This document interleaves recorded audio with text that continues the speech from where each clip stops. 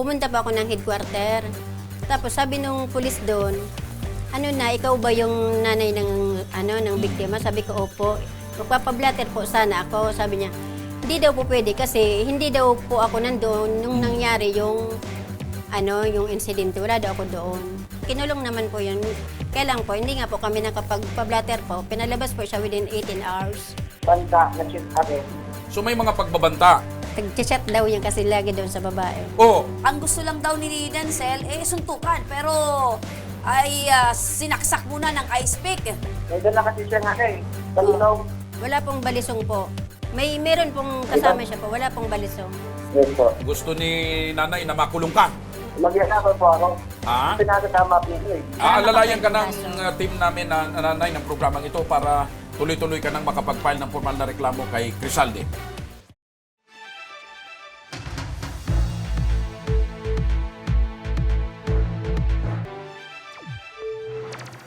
Nitong ika-21 ng Oktubre, isang 20 anyos na binata ang sinaksak dahil lang sa selos. Ayon sa suspek, hinamon daw umano siya ng biktima.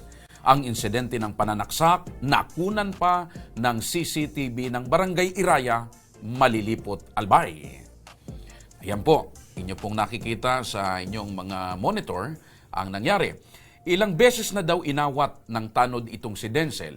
Ang biktima na naka-orange, siya yun, na t-shirt. Pero ito pa di umano ang nanlaban. Ayon naman sa mga nakakita, mismong si Denzel ang nag-abang ng away sa suspect na si Crisalde. Yun naman yung nakaputing t-shirt. Hanggang sa napiko nito. Ayan. Kitang-kita po mga kaibigan sa CCTV. Ayon pa sa impormasyon, may dalawang saksak sa likod at isa sa tagiliran si Denzel at ngayon ay nagpapagaling sa ospital. Kaya naman ngayong araw mga kaibigan ay makakasama natin sa studio ang ina ng biktima na si Nanay Alim Bea. Magandang hapon po, Nanay Alim. Magandang hapon po.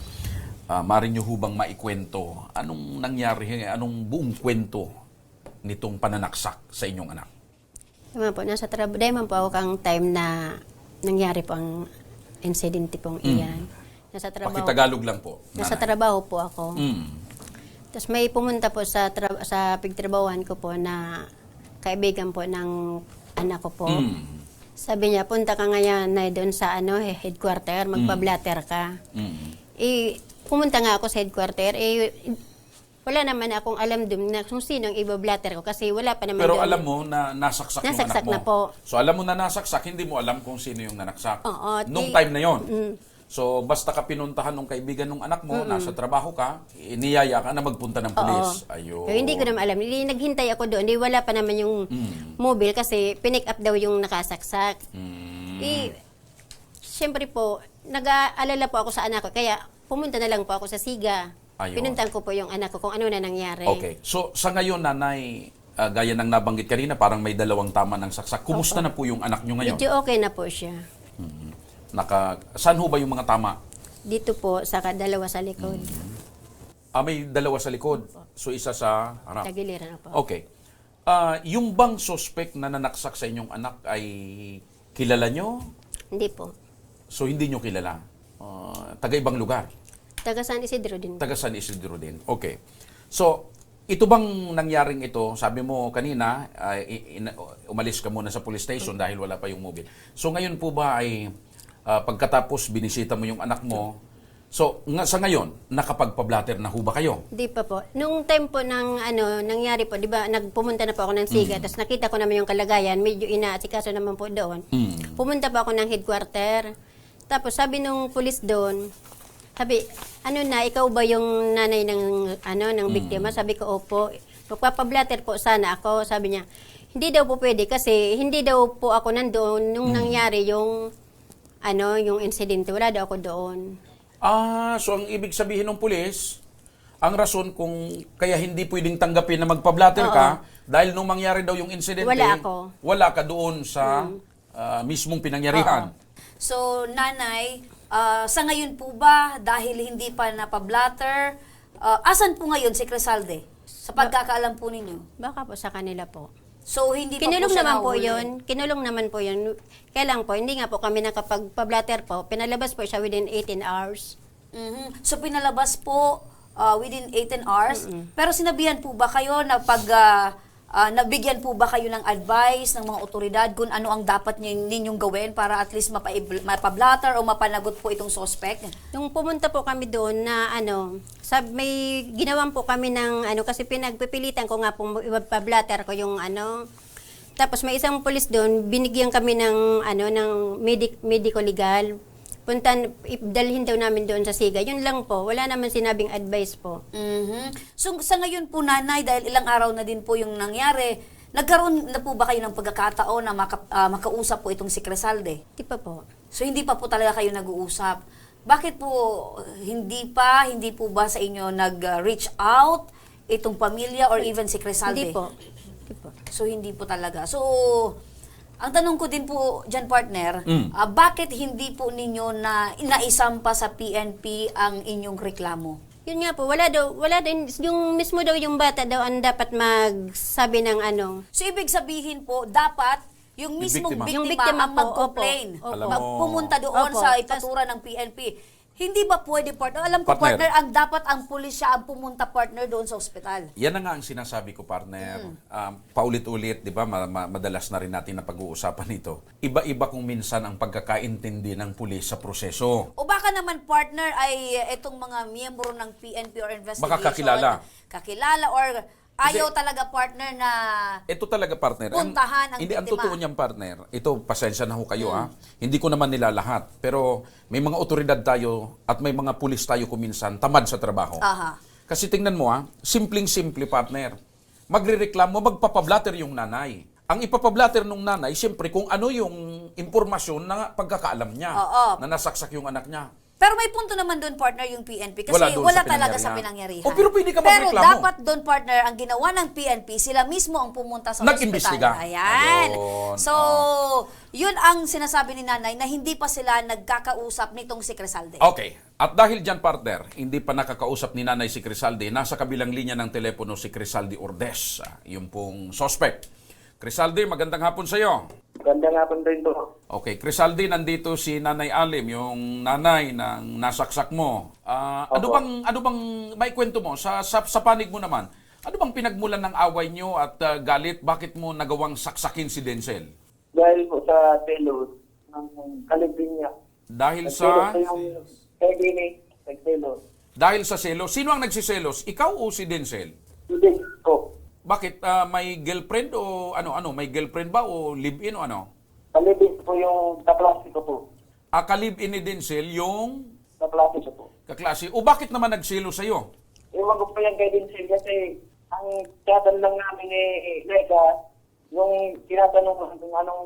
Matanong ko lang, na ganito, Crisalde, pinagsisilusan ka ni Denzel, mas gwapo ka ba kay Denzel? Hindi ko po alam. Or kung yung tindig mo ba ay may sakabalang na tinatawag o yung medyo ibang dating, makisig ka? Wala naman po. Tatlo lang. Sakto lang. So, pero mas makisig ang dating mo kaysa kay Denzel. Tanggal ni sana si Vincent. Ano yung may kwento kasi na, totoo bang inabangan ka ni Denzel? Opo, nabangan ko. Kasama yung mga banta isa May mga, banta na check ako. so may mga pagbabanta. Opo. Okay. Ang tanong ko ngayon, kung may pagbabanta, dahil may pagbabanta sa'yo, lagi ka bang may baon na ice pick or patalim? Saan mo nakuha yung Wala. patalim mo? Katintahan ko po yun ako. Pakiayos lang ng linya mo, Crisalde. Medyo nawawala-wala kasi yung signal mo. So ulitin ko ang tanong, saan mo nakuha yung ice pick? Katindahan po, pinasukan ko. Sa tindahan. O baka naman, Crisalde, lagi ka na talagang may dalang patalim. Hinanda mo na yun para kay Denzel. Wala po. Wala po kung balak na Ako lang po nag-iiwas eh. Ikaw umiiwas. Opo. Okay. So, nanay, yung anak mo daw ang nagplano, sabi ni Crisalde. Inabangan siya. Opo, pero ano lang po yun, suntukan lang po naman yun ang ng anak Ang ko. gusto ng anak mo suntukan, Oo, hindi wala. saksakan. Pero bakit nagsisilos nanay si Denzel kay Crisalde? Gaya ng tanong ko, mas gwapo ba si Crisalde kaysa doon sa anak nyo? Nag-chat daw yan kasi lagi doon sa babae. Oh, Crisalde, ikaw naman pala, chat ka ng chat. Nag-chat po. Nagtatanong lang ako kung ano mga subject na gagawin sa paaralan. Pero po, ito, sa atin lang ito, Crisalde, baka naman talaga kursunada mo yung kalibin ni Denzel. Hindi po. Hindi po. Hindi? Mas maganda pa yung ex ko. Ano ha? Mas maganda pa yung jowa ko. Mas maganda pa yung ex mo, yung jowa mo kaysa dito. So, walang rason para sa'yo, walang rason para magsilo si Denzel. Wala po. Crisalde, may tanong din ako sa'yo. Magkaibigan ba kayo ni Denzel? Hindi po. So, hindi talaga kayo magkaibigan. So, ang ugnayan Hindi po lang talaga. ninyo dahil kaklase mo itong girlfriend ni Crisalde. Ni Denzel, si Crisalde ito. Tama. Yung girlfriend ni Denzel ay kaklase mo. Sa klase ko po yung girlfriend ko. Oo, kasi nababanggit mo kanina, chinachat mo dahil nagtatanong ka lang ng assignment. Partner, masingit ko. Nanay, ano yung mga chat? Kung Hindi po, nagtatanong lang ba ng may assignment o... may narinig po ako na May I love pumunta you? daw doon na mag-inuman daw sila. Oh, Crisalde. Ay, wala pa akong chat na ganyan. Ano naman si Laika? Ipakita niya yung chat na kung nag-aya ako sa kanya na, Nagyayaya, partner ng So, inuman. nagyayaya ka daw ng inuman. Matagal na ba kayong may alitan ni Denzel? wala po. So, wala talaga. So, nagulat ka lang dahil pinuntahan ka ni Denzel doon sa inyong lugar. Opo. Oo. So, ang gusto lang daw ni Denzel, suntukan. Pero, ay sinaksak muna ng ice pick. May dala kasi siya nga Balitaw. May dalang? Balitaw. May Balisong. dalang balisong. O, nanay. Wala po yan. Wala po Nanay, balisong po. sabi mo sa amin, hindi mo pa nakakausap itong si Crisalde. Andito po si Crisalde. Ano po ang gusto mong sabihin kay Crisalde, nanay? Dapat man lang, kung nangyari po yung dapat pumunta man lamang kayo dun sa para nagkausap-usap tayo. Wala man lang kayong na magkausap-usap tayo dun sa sa PNP. Paano po usap na ayun ako dito. Hindi ko na-expect yun eh. So, wala kang plano, Crisalde, na humingi ng tawad dito sa pamilya ni Denzel? Humingi ako ng tawad. Nanay, kung humingi ba ng tawad si Crisalde, mapapatawad nyo? Hindi na po kasi nag-agaw buhay po yung anak ko po, yung time na yon. So minuntik-muntikan. Opo. Buti nga po na, masakit opo. po sa kalooban, nanay, na nakita niyo po yung anak niyo na gano'n. So ang gusto nyo, mabilanggo. Opo, Si para Crisalde. maka... Oh. Ilang taon ka na ba, Crisalde? 19 years old ko. Ilan? 19. 19. 19 Oo. anyos. So ano ba yung naging desisyon din ng magulang mo nang nalaman na meron kang nasaksak? Hindi ka ba sinabihan na puntahan itong pamilya para ay makipag-usap or kung ano man na tulong ang pwedeng yung maiabot? Na mag-usap-usap. Kahit mismo. Okay, kasi ganito ang lumalabas, nanay. Kung i-analyze mo yung sinasabi ni Crisalde, para bang sinasabi ni Crisalde na yung anak mo ang may kasalanan at yun ang nagplano ng away. Ano masasabi mo? Yun po, aminado naman po ako na siya po yung pumunta doon. Ang ano ko lang naman po, kasi hindi lang, suntukan na lang po yung laban, hindi yung saksakan. Yun lang naman inaano ko. Sabi ni Crisalde may balisong Wala daw si po, Denzel. wala po. Gusto mong sabihin, sinungaling ito si Crisalde? Opo, wala pong balisong po. Meron pong kasama siya po, wala pong balisong. Kasi nung nagpunta ko sa headquarters, sa barangay po, wala pong sinabing may balisong po. So yung anak ko. Walang may balisong? Wala po. Okay. So, dahil dyan, nag-agaw buhay yung anak, gusto mo Opo. talaga makulong itong Opo. si Crisalde. O, Crisalde, Yes po. gusto ni nanay na makulong ka. Magyakapan po ako. Ah? Kasi nasa tama po ko eh. Makikipaglaban ka. Makikipaglaban. Nasa tama. Nanay, Opo. naninindigan si Crisalde, nasa tama daw siya. May ebidensya ako eh. May ebidensya. Partner. Matindi partner itong si Crisalde, may ebidensya siya. Pero partner, dahil dyan partner, malaman natin naman partner yung panig naman ng investigador. Nasa kabilang linya ang investigador ng kaso na si Police Corporal Christian Buenabajo ng Malilipot Municipal Police Station. Magandang hapon po. Magandang hapon po. Apo. Sir, napakinggan po natin at alam natin po kung ano po ang pinunta po dito ni Nanay. Papatungkol po ito sa kaso ng pananaksak po ni Crisalde sa kanyang anak po na si Denzel. Ano po yung nangyari sa kaso ni Nanay? Ito bali, narinig ko naman yung dyan. Bago pa po siya pumunta dyan sa station para magpabrato, nung na po akong pumunta sa hospital para mag-conduct ng interview sa kanya. At kapag tanong naman sa anak niya, pati na rin yung adik na ng Apo. Sir, pwede po makiayos po ng signal natin, ng linya natin. Medyo choppy po tayo. Sayang po ng impormasyon. Hello, sir. Oh, yan. Yan. Okay. Okay na dyan. Apo. Sir, nababanggit po ni nanay na nagpunta daw po sila sa inyong tanggapan para po magpa-blatter, pero hindi daw po nakuhanan siya ng statement dahil sinasabi daw po ninyo na dapat daw po yung biktima ang magbigay ng salaysay. At tama po yun yung dinigay namin yung bigay sa information dahil yun po lang yung kapag-later niya. Baga narinig na lang yung information, hindi ka nirekta doon sa incidente. Ngayon, bago pa man po siya makapunta doon sa incidente, detalyado na po yung yung kung akong information din sa sabi ng incident. Opo. Naka-dupikat po ako doon na at the same time, nakapagpapalit ng incident. Oo. Maganda sana yung mga sinasabi ni Sir, pero medyo malabo po talaga. Sir, nasa loob po ba kayo ng building? Pwede po, Sir, labas po muna tayo ng inyong opisina. Medyo nagchachapi kasi, sir. Ako, sir, sa labas na po ako. Okay. Sir, ano po yung pwedeng kasong kaharapin po ni Crisalde dahil sinasabi niya po na lalaban daw po siya sa anuman na kaso dahil meron daw po siyang ebidensya. Pero alam po natin na siya po yung nakasaksak. Ano po yung pwedeng kasong kaharapin po ni Crisalde? Bali, ang ako na kurinig po namin, ito kami din lang po. Okay. Dahil, at ito na talaga po na inaantay namin yung Okay. Sir, ganito. Okay, sir, ganito. Nandito yung nanay nung sinaksak. Mari bang ma-guide natin siya or maturuan natin siya? Ano yung proseso na dapat niyang gawin para makapag-file ng formal na reklamo? Yun na lang yung sir yung sinasabi ko sa kanya. Every time kami sa kung sila po yung individual sa siya, then kung sila ng individual, ipatagad sa akin. Sila nakapag-file sa kami ng formal na kaso. Okay. Kanina binabanggit ni nanay na pinalabas kaagad yung suspect. Mari bang may paliwanag? Kasi alam ko may proseso yan.